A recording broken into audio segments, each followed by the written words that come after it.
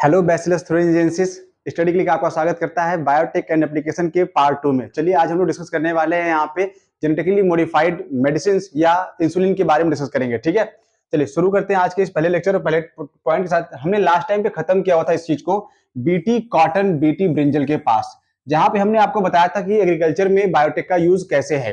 तो एग्रीकल्चर में बायोटेक्नोलॉजी के यूज को अगर हम बाइकआउट कर दे, छोड़ दे, बाइकआउट नहीं करेंगे भाई, इस्तेमाल करेंगे, छोड़ के आगे बढ़ जाए, तो हम क्या देख रहे हैं कि आप कैसे पेस्ट रेजिस्टेंस प्लांट बना सकते थे और कैसे बना रहे हैं, वो काम कैसे करता है। उसी पॉइंट को आज हम लोग यहाँ पे डिस्कस करने वाले हैं।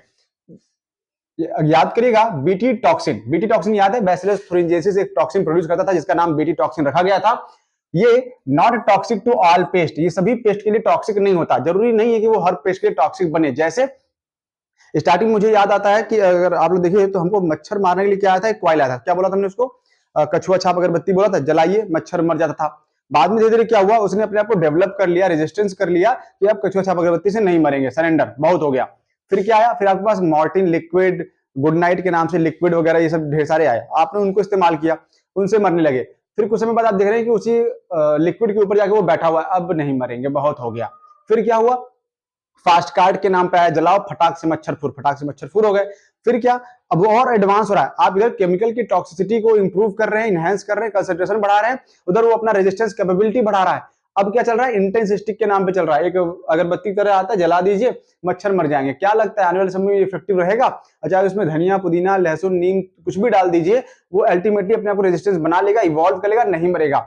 जिसको हम लोगों ने आपको एक्सप्लेन करा हुआ था कि रेडक्टिन हाइपोथेसिस के नाम से ये चलती है कहानी, जहां पे होस्ट और प्रेडेटर दोनों अपने आप को क्या कर रहे होते हैं, इवॉल्व कर रहे होते, सॉरी, होस्ट और parasite as well as prey और प्रेडेटर अपने आप को इवॉल्व कर रहे होते हैं। ठीक है, तो उसी सीरीज में कह रहा है कि जो पेस्ट है वो रेजिस्टेंस नहीं रह जाएंगे एंड पेस्ट डेवलप या evolve resistance against the BT toxin, और वो पेस्ट अपने आप को बीटी टॉक्सिन के अगेंस्ट में रेजिस्टेंस कर लेगा, डेवलप कर लेगा, चाहे इवॉल्व कर लेगा।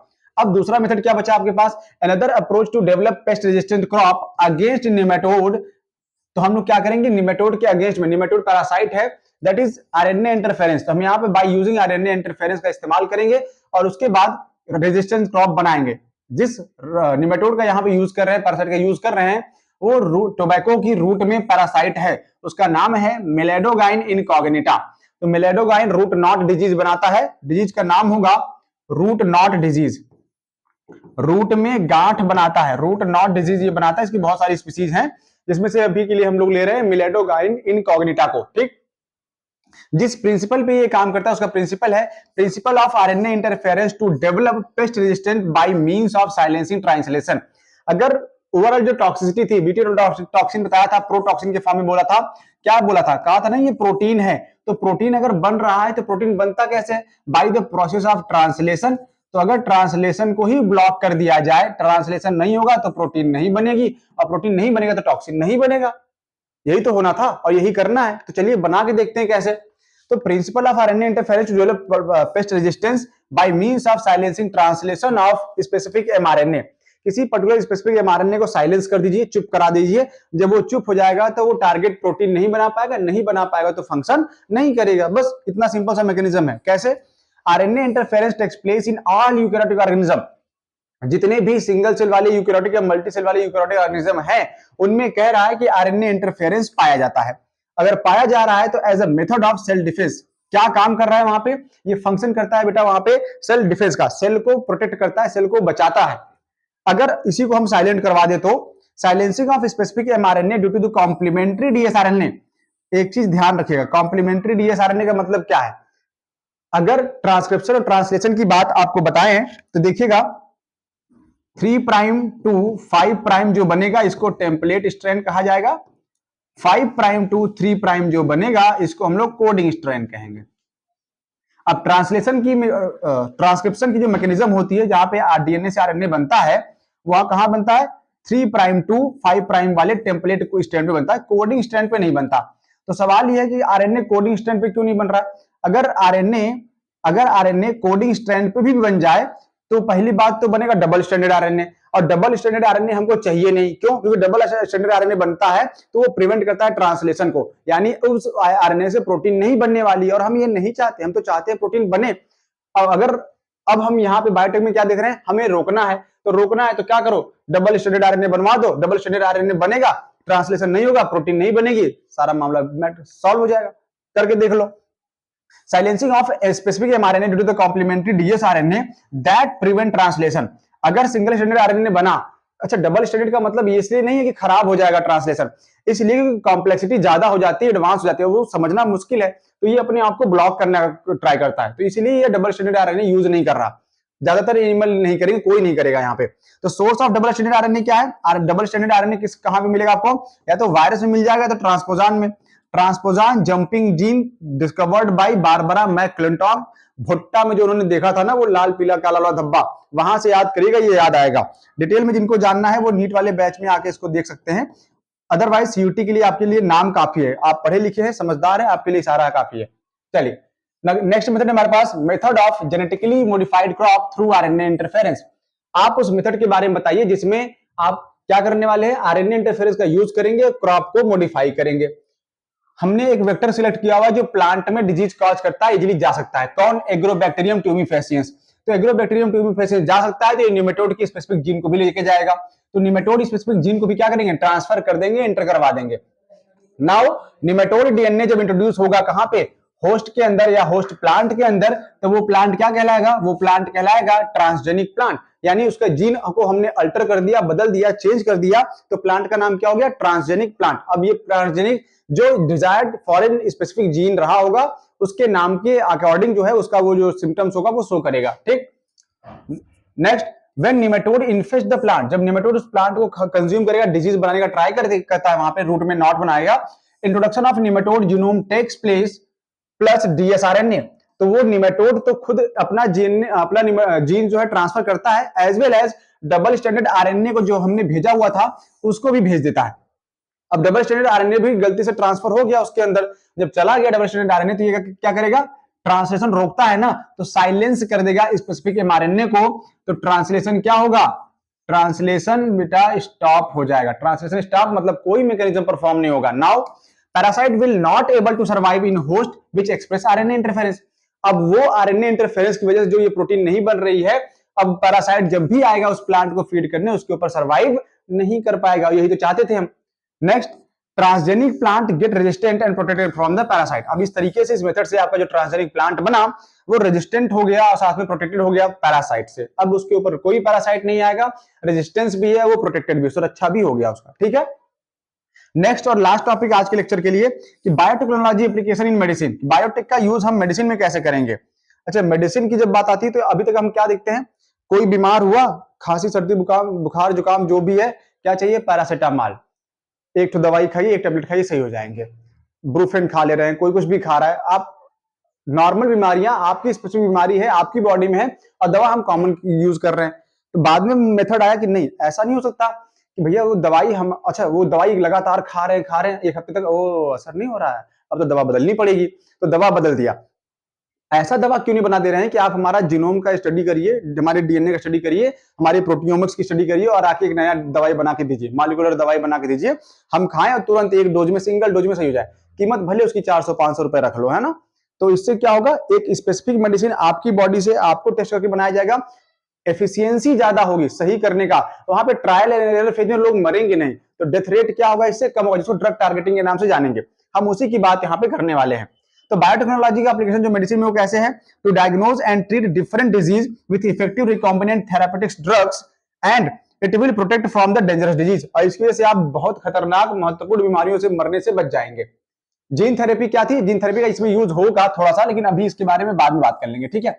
जीन थेरेपी की मीनिंग क्या है, new and healthy genes replaced by the damaged one. नया और हेल्दी जीन को आप लगा दीजिए, पुराने को काट के हटा दीजिए। कौन से, मॉलिक्यूलर सीजर, कैंची याद है ना, वो मॉलिक्यूलर सीजर के नाम पे कहा था, कैंची जो डीएनए काटती है, रेस्ट्रिक्शन एंजाइम के नाम से था, ठीक है भाई। तो ड्रग टारगेटिंग कैसे करेंगे हम लोग, बनाएंगे कैसे, drug targeting through the study of genomics. सवाल जीनोमिक्स का है, जीनोमिक्स और प्रोटियोमिक्स आपको दो चीजें मिलेंगी, मैं पहले एक्सप्लेन कर दे रहा हूं क्या है। मॉलिक्यूलर लेवल पर जीन की स्टडी जीनोमिक्स कहलाती है, मॉलिक्यूलर लेवल पर प्रोटीन की स्टडी प्रोटियोमिक्स कहलाती है। तो आने वाले समय में जो हमारे बायोलॉजी में रिसर्च चल रही है वो जीनोमिक्स और प्रोटियोमिक्स का ही है, जहां पे आप मॉलिक्यूलर लेवल पे स्टडी करने वाले हैं किसी भी जीन की और किसी भी प्रोटीन की, ताकि ड्रग टारगेटिंग में आसानी हो, क्योंकि प्रोटीन ही तो बना के खराब करना है, बिगाड़ना बनाना है। Near about 30 recombinant therapeutic drugs are approved for the human use, in which 12 of them are marketed in India. 30 जो है बनाई गई हैं और उनको अप्रूव किया गया है ह्यूमन के यूज के लिए, लेकिन उसमें से सिर्फ 12 ही ऐसी हैं जो इंडिया में मार्केट की जा रही, बेची जा रही हैं और अभी नहीं आई हैं।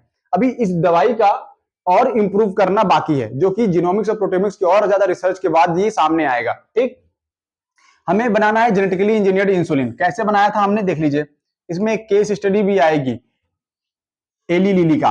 ठीक है, एली और लिली जो है एक कंपनी है, इसने ह्यूमुलिन नामक जो है इंसुलिन बनाया था, ह्यूमन के यूज के लिए इंसुलिन बनाया, वो यूज होता है। ठीक, आप जानते हैं कि इंसुलिन की डिफिशियंसी से क्या हो जाएगी, डायबिटीज हो जाती है। डायबिटीज हो जाएगी तो ग्लूकोज ग्लाइकोजन में कन्वर्ट नहीं होगा और लगातार यूरिन के थ्रू जो है बाहर आता रहेगा। ठीक, तो ग्लूकोज की डिफिशियंसी से आपको कमजोरी, प्यास और फिर मर जाएंगे आप।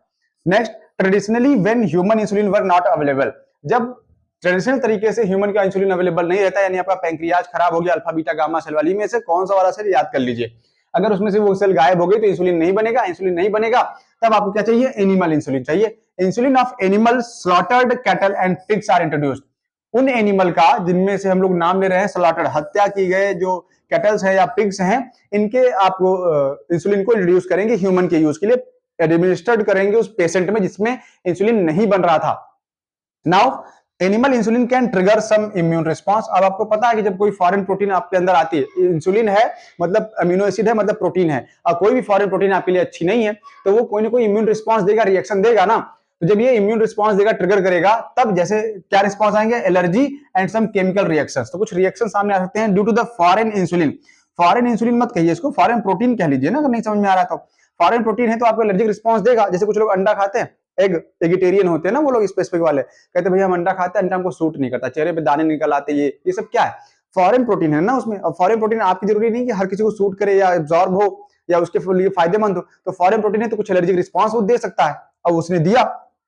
तो due to the foreign insulin and will not be much effective, और ये ज्यादा इफेक्टिव भी नहीं है, तो इसलिए इसका यूज नहीं किया गया स्लॉटर्ड एनिमल या कैटल या पिग्स का। तब हमने क्या किया, तब हमने बायोटेक का सहारा लिया, और बायोटेक का भैया मदद करो देवता, वरना मर जाएंगे इंसान, धरती पर से खत्म हो जाएगा, फिर तुम लोग इवॉल्व कैसे करोगे, तुम लोग बीमारी कैसे फैलाओगे। और वो जो कोविड-19 आया था उसका बड़ा भाई भी आना बाकी है ना, कोविड 20, 21, 22, 23, 24 वैरायटी लेके आएगा ना, तो उसकी भी तो जरूरत है, तो फिर किसको आके मारोगे। तो उसने कहा चलो ठीक है हम आपकी हेल्प करते हैं। उसने हेल्प कैसे करा, बैक्टीरिया वर जेनेटिकली इंजीनियर्ड, हालांकि वायरस नहीं, यहाँ पे बैक्टीरिया हेल्प कर रहा है। Bacteria were genetically engineered to produce human insulin in large quantities, ज्यादा अमाउंट में बनाएंगे, as bacteria can easily grown in culture medium. हल्का सा खाना दे दो, कुत्ते की तरह दो मिलाता हुआ बैक्टीरिया चला आता है। आज मैं ऐसा बोल रहा हूं, कल को बैक्टीरिया बुरा मान गया तो फिर आपको निपटाएगा, सबसे पहले हो सकता है हम ही को। नेक्स्ट, इंसुलिन क्या है, insulin hormone to regulate blood sugar. अब आप जानते हैं इंसुलिन जो हार्मोन है वो आपके ब्लड शुगर लेवल को मेंटेन करता है, रेगुलेट करता है, कम ज्यादा करता है। कैसे, and administered in patients with the diabetes, ऐसे पेशेंट में आप इसको एडमिनिस्टर करेंगे, यूज करेंगे जो डायबिटिक होगा।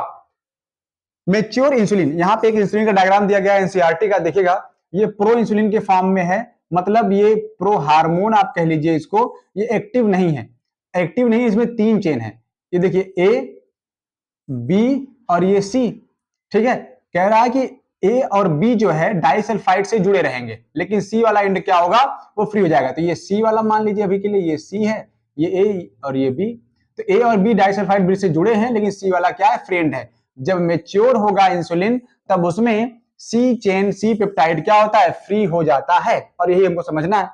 Mature insulin have 2 short polypeptide chain A and B, 2 short हैं, ये रेड वाला और ये ग्रीन वाला शॉर्ट चेन है, और ये बी सी वाला देखिए ये लॉन्ग चेन है। ठीक है, इन मैमल्स, अगर ह्यूमन में मैमल में बात करें तो insulin is synthesized as pro hormone, हमारे बॉडी में प्रो हार्मोन के फॉर्म में बनता है, जिसको आप प्रो इंसुलिन के नाम पे भी क्या जान सकते हैं। लेकिन जैसे ही ये प्रो हार्मोन एक्टिवेट होगा या मैच्योर होगा, इसके पास एक एक्स्ट्रा जो स्ट्रेच था जिसका नाम था सी पेप्टाइड, ये रिमूव हो जाएगा, and this C peptide is remove during the maturation to the insulin. तो प्रो इंसुलिन से जब ये इंसुलिन बनेगा तब उसमें ये क्या होगा, ये हट जाएगा, रिमूव हो जाएगा, नहीं पाया जाएगा।